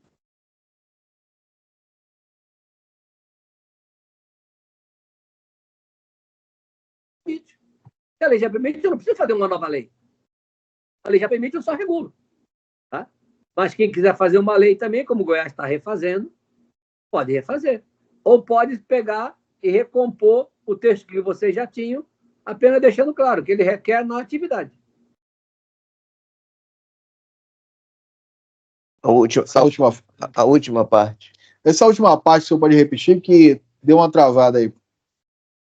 Então, ou seja, o comandante pode, por ato dele, baixar uma resolução, uma portaria e regular isso. Como também pode ser um decreto do governador. Ou como também pode restabelecer a lei que vocês tinham, o dispositivo, restabelece o dispositivo, deixando bem claro que ele requer na atividade. Ele requer na atividade aquela promoção, por completar o tempo de serviço. Então, tem 3 opções para ser feito. Porque nós colocamos legislação, não colocamos lei. Se tivesse colocado lei, aí tinha que ser lei estrito sensu. Colocamos legislação, é qualquer ato normativo. Então, eu posso, por quê? Qual o fundamento que eu vou usar? A própria lei. A lei federal, ela tem plena vigência. Já existe essa promoção. Não preciso criar essa promoção. Eu só regulo o quê? Eu regulo esta promoção lá no Estado. E posso regular por decreto, posso regular por portaria, resolução, porque eu não estou criando. Já existe a promoção na lei aplicável na Bahia e no Brasil. É possível ser feito por ato normativo. É possível. Meu amigo Miller, nós estamos muito felizes com esse momento, porque entendo que foi um momento extremamente elucidativo, e não só elucidativo, mas de um chamamento à reflexão. E eu espero que os companheiros e companheiras que porventura estejam nos vendo e ouvindo reflitam sobre tudo isso que foi colocado aqui, tudo isso que foi discutido, e multipliquem. Porque este é o fato. Nós não estamos aqui interpretando lei, e você foi muito feliz no particular. Nós não estamos aqui discutindo um projeto, nós não estamos aqui tergiversando em relação a uma questão doutrinária ou coisa do gênero, mas simplesmente apresentando a lei, e o seu espírito, que é um instrumento fundamental para nós. Eu vou repetir mais uma vez, para não ser esquecido. O artigo 18 desta lei está para as polícias militares e bombeiros militares, como o artigo 5º está para todos os cidadãos brasileiros. É lá, nesse artigo 18, que estão as nossas garantias. Então, é preciso que cada um se debruce sobre isso para verificar aquilo que efetivamente lhe interessa enquanto integrante das organizações de policiais militares e bombeiros militares. Então, eu lhe agradeço, amigo, pela gentileza de estar conosco hoje. Inclusive, vou informar todo mundo, viu, Miller? Mesmo sem a sua permissão, que você está deixando de privar da comemoração do aniversário de sua esposa, a Ariana também. Você é um sujeito corajoso, assim como eu também sou, que a minha também é a Ariana, viu? Para estar aqui conosco, debatendo assim no alto do seu idealismo, essa questão que nos é tão cara e que você foi um dos que, repito, trabalhou durante tantos anos para que nós chegássemos a esse instante de uma conquista em termos nacionais. Então, o meu abraço a você e abraço a todos os que nos veem, nos ouvem, agradecendo pela gentileza de estar aqui, e espero que efetivamente cada um se sinta contemplado naquilo que nós chamamos a atenção, naquilo que nós colocamos. Porque não é, repito, não é aquilo que nós estamos dizendo, não é aquilo que nós estamos querendo transmitir do nosso alvedrio, mas, muito pelo contrário, é aquilo que a lei determina e que todos deveremos cumprir, e todos os entes federados também. Então, nós estamos hoje com a legislação que efetivamente nos ampara, nos livra de amarras que existiam e que nos dão a permissão de seguir adiante, aperfeiçoando, aprimorando as nossas atividades. Para o cidadão, que isto também está no espírito da lei. Então, um grande abraço para você, um grande abraço a todos que nos assistem, e nossos parabéns ao capitão Igor, nosso presidente, por mais esta iniciativa da gente poder tratar de um assunto de tão grande importância para os policiais militares e bombeiros militares da Bahia e do Brasil. Santiago, eu que agradeço, né? Agradeço a você, Igor, a você, Santiago, todos os amigos dessa histórica associação, que é a Força Invicta, defensora da sociedade, não só do povo baiano, mas do Brasil, que à medida que luta para ter uma lei nacional para o fortalecimento da Polícia e Bombeiro da Bahia, está lutando para o Brasil inteiro. Então, o povo brasileiro inteiro se beneficia da atuação da Força Invicta. Toda a sociedade se beneficia, porque a lei não é específica para a Bahia, é para o Brasil. E a Força Invicta tem um papel preponderante por todos que já passaram na presidência dela e daqueles que já fundaram. E o modelo associativo é o grande avanço que nós temos no Estado democrático de direito. Porque a pessoa isolada, ela é esquecida, ela não tem voz. E a associação não, a associação é essa voz. Então, precisamos cada vez mais fortalecer a Força Invicta e demais associações de praças também, para que juntos nós, amadurecidos, possamos ter conquistas como essa. Tá? Então, quando a gente olha lá no inciso 27 do artigo 22, na competência privativa da União, deixa bem claro, ó, normas gerais de licitação e contrato em todas as modalidades. Igualzinho. 22, 21, normas gerais de organização. Normas gerais. Aí a lei 41, né? 33, que é a nova lei de licitação. Então, a 14133, melhor dizendo, a 14133, que foi feita em 2021, a vacância dela foi para 2023.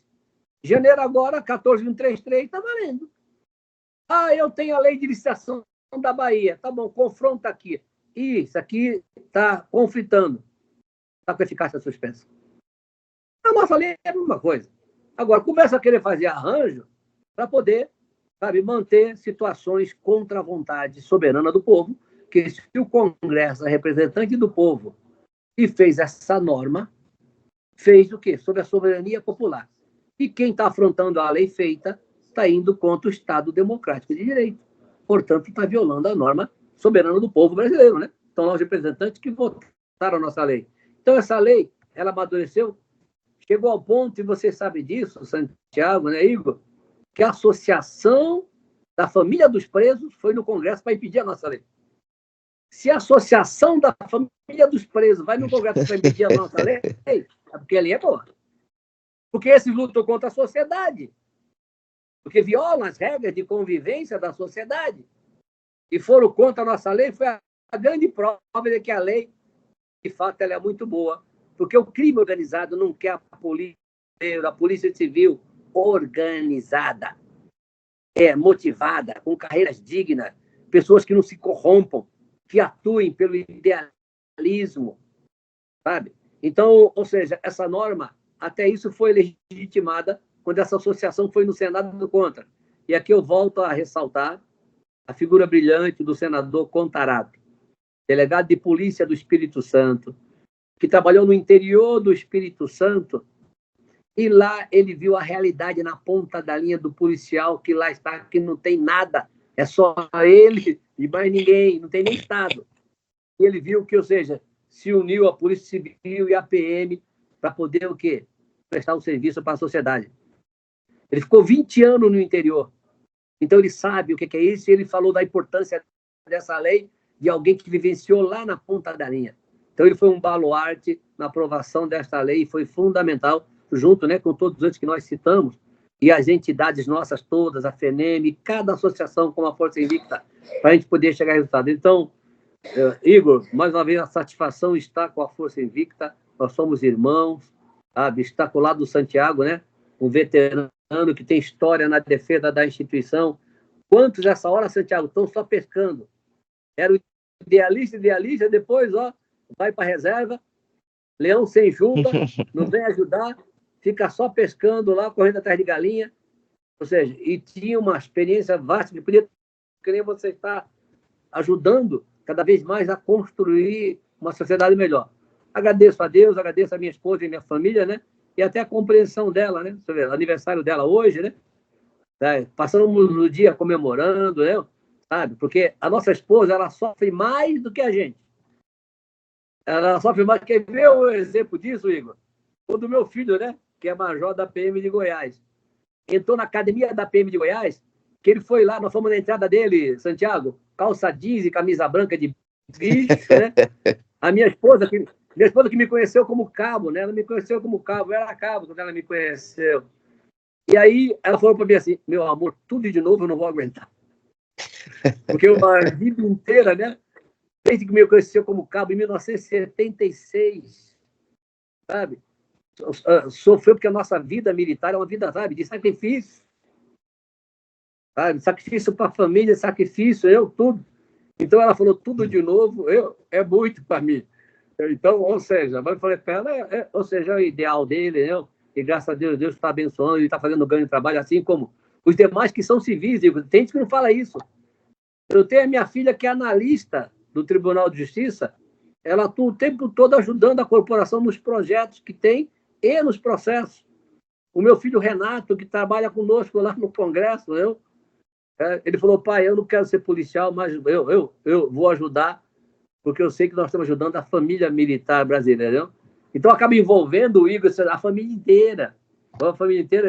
E a minha esposa, né, que é a minha companheira, ou seja, 41 anos que fazemos, né, de casado esse ano, 41 anos de casado, e eu sei até a data, dia 17 de setembro, às 18 horas, que eu tenho juízo. Entendeu? Então, ou seja, 41 anos de casado, e mais 4 de namoro. Então, ou seja, estamos aí há 45 anos juntos, pela graça e misericórdia de Deus, e ela lutando na defesa da nossa família militar. Então, eu agradeço a Deus, agradeço a esposa, e agradeço a vocês, meus irmãos, meus amigos, né? Que permite a gente estar junto, levando, sabe, aquilo que é correto para o nosso militar, para a família militar, e convidando eles, fortaleça a associação, esteja junto, participe, critique, dê sugestões, mas faça uma... tem gente, Igor, e você já sabe disso, que ele quer só contribuir para a associação, mas ele não quer ser membro. Ô, meu amigo, põe a mão na massa, vem junto, trabalha, vamos caminhar. Uma vez um coronel falou para mim, Igor, Santiago, o coronel falou para mmim, que eu presidi a Associação de Defesa dos Oficiais de São Paulo, né? Ô, Miller, vê o que você vai fazer com meus R$50, hein? Falei, pega de volta aqui, pega de volta os seus R$50, cara. Eu quero você trabalhando aqui, rapaz. Eu não estou aqui para... Eu quero você no barco remando. Aí você quer ficar bonitinho, sentado no barco só porque está dando 50 conto, rapaz? Quanto custa a nossa hora, né, Igor? De sacrifício, quanto custa? E o cara dá 50 conto e quer na janelinha ficar criticando, pô. Não, cara, vem aqui, ó. Entra no barco, pega um remo aqui, me ajuda. Vamos remar. Então eu faço um apelo, né? Aos nossos policiais e bombeiros militares, não só da Bahia, porque você está na rede, né? Mundial isso aqui. Sim. Fortaleçam as associações, façam parceria com os comandos das instituições. Vamos avançar para que nós tenhamos uma segurança pública organizada, eficiente, com grandes profissionais que nós temos, que morrem por essa sociedade, sendo valorizados, respeitados, que ninguém está aqui atrás de privilégio, mas de direitos compensatórios para aqueles que dão a vida e a sua liberdade para proteger o patrimônio e a vida e a liberdade do povo brasileiro. Muito obrigado, meus irmãos, a todos aqueles que estão conosco aqui, a você, Igor, a você, Santiago, e os que estão aqui dando apoio, né, para a gente poder estar funcionando nessa live aqui. Um abraço, meu irmão. Léo, eu não posso me furtar em agradecer mais uma vez a disponibilidade do senhor.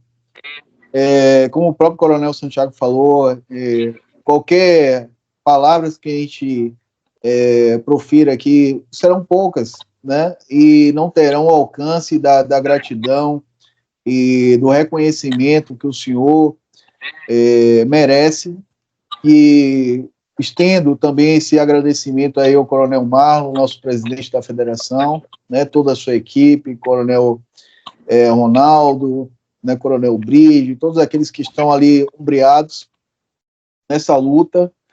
Agradecer a família do senhor também, né? Porque é uma concessão, eles permitiram que o senhor se ausentasse desse momento aí de festa, de alegria, para poder se reunir com essa família maior também que já abraçou o senhor, que é a família militar, não só baiana, mas brasileira, né? E o senhor sabe disso, o reconhecimento e a gratidão que nós temos pelo trabalho que o senhor desenvolve há tanto tempo em nossa defesa. E agradecer ao nosso deputado, né, Capitão Augusto, ao nosso senador Fabiano Contarato, que foram aqueles que relataram esse projeto nas duas casas legislativas, e agradecer, claro, a todos os parlamentares. A gente sabe que a política é a arte do consenso, então a gente não sabe que apenas a gente não consegue avançar, não consegue aprovar nada se não houver um trabalho de várias mãos.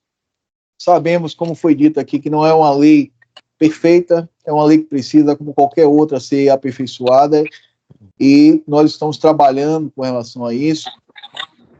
Agradecer aos nossos associados, né, que contribuíram durante essa caminhada na construção desse projeto, na aprovação, na discussão, cederam seu capital político, abriram portas com os parlamentares para que nós pudéssemos fazer uma exposição, gerar um convencimento para o apoio a esse projeto. Sabemos aí que tivemos várias lutas, principalmente aí, por último, a questão do bombeiro, né? E aí aproveitar o momento também para agradecer ao Coronel Coutinho, né, e ao Coronel Marquezine, os dois comandantes gerais da PM do Bombeiro aqui da Bahia. A Bahia teve um papel fundamental como protagonista ali, o Coronel Coutinho à frente do CNCG, de conduzir esse processo. Então, acho que isso também é algo que é um marco histórico para o nosso Estado, para as nossas instituições, e também uma grande responsabilidade, né, de colocar e fazer valer todo aquele texto que foi aprovado na nossa lei orgânica aqui em nosso Estado.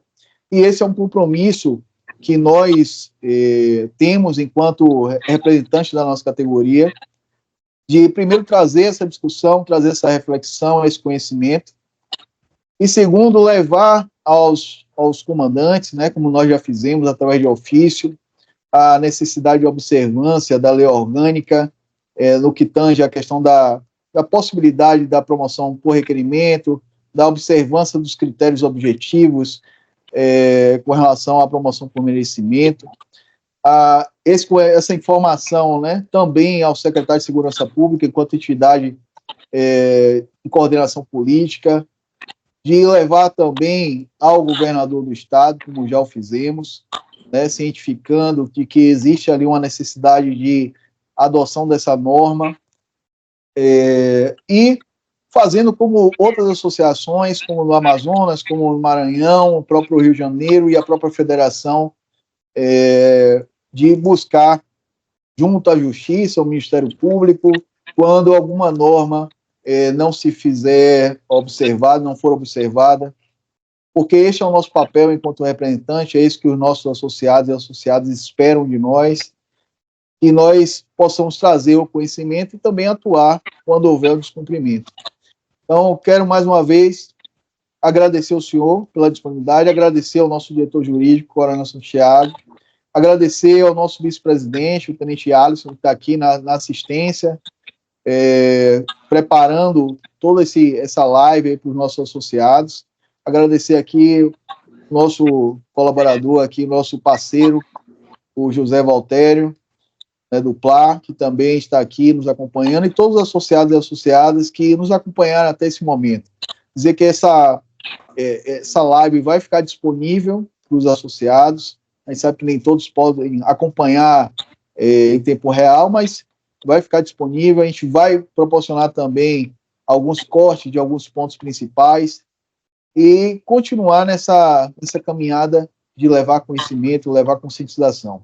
Então, mais uma vez, muito obrigado ao senhor, obrigado a todos aqui presentes, aqueles que nos assistem, e até uma próxima live.